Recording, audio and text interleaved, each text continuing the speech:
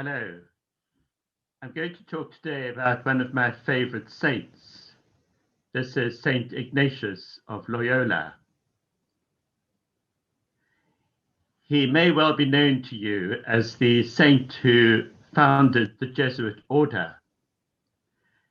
He also began a form of spirituality which today has become very popular in some quarters and is known as Ignatian spirituality. And over the next few weeks, I will be talking about aspects of Ignatian spirituality.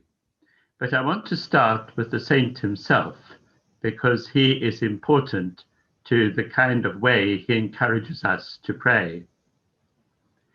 If you have heard of Ignatius of Loyola, you probably know three things about him. One, that he was Spanish, one, that he was a soldier, and one, that he wrote a form of prayer exercises, which were a bit like marching around a parade ground on your knees. Now, all those three things are actually not quite right. He was not actually Spanish. He was a Basque from the northwest corner of Spain. And the Basque are an ancient people full of imagination and music and romance. And mixing them up with the Spanish is rather like mixing up a good Welshman with an Englishman. And you know what happens when you do that. It's important that Ignatius was a Basque because he brought his very colorful background into his spirituality. So we must expect in Ignatian spirituality to be using our imaginations, using our resources of color, music, and life.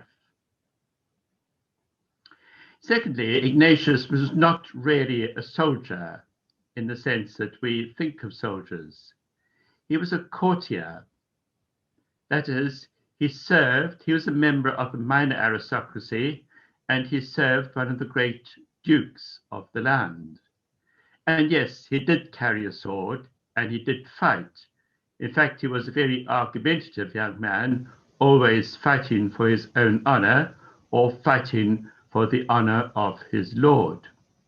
In the end, famously, he fought at the Battle of Pamplona and got a cannonball in his leg, smashing his leg to pieces, and that began his proper conversion to Christ.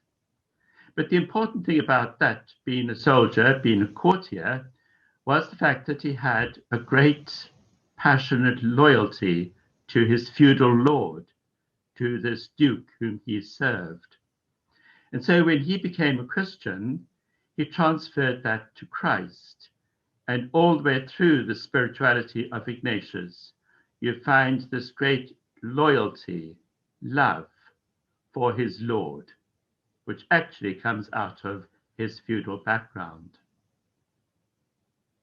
Thirdly, the spiritual exercises that he wrote do at first look a bit dry and ordered, but when you do them, they turn out to be quite different. You make the spiritual exercises with a director who leads you through the exercises, kind of tailoring them specially for you. And every time I give the exercises, I'm amazed at how subtle and how flexible they are and how much people respond to Christ as he is presented to them through the exercises. So today I want to start just with one little building block about Ignatian spirituality, which I will develop again next week. And this is what we call the examen.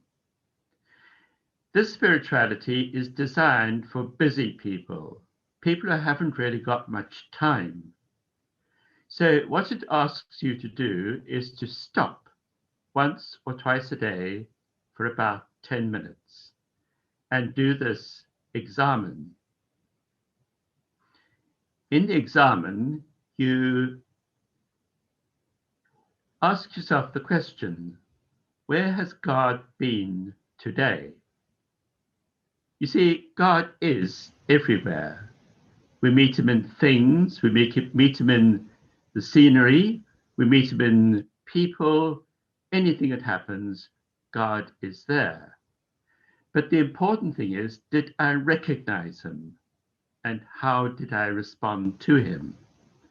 So that little question, where was God and how did I respond to him? That's the basis of the examen of consciousness.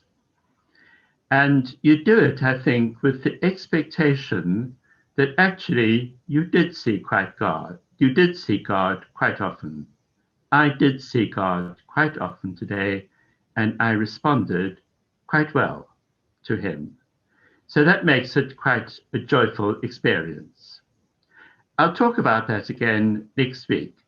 But if you want to make a little start on this form of spirituality, you might just start that little discipline of stopping maybe once a day over the next week and just spending 10 minutes thinking, where has God been today?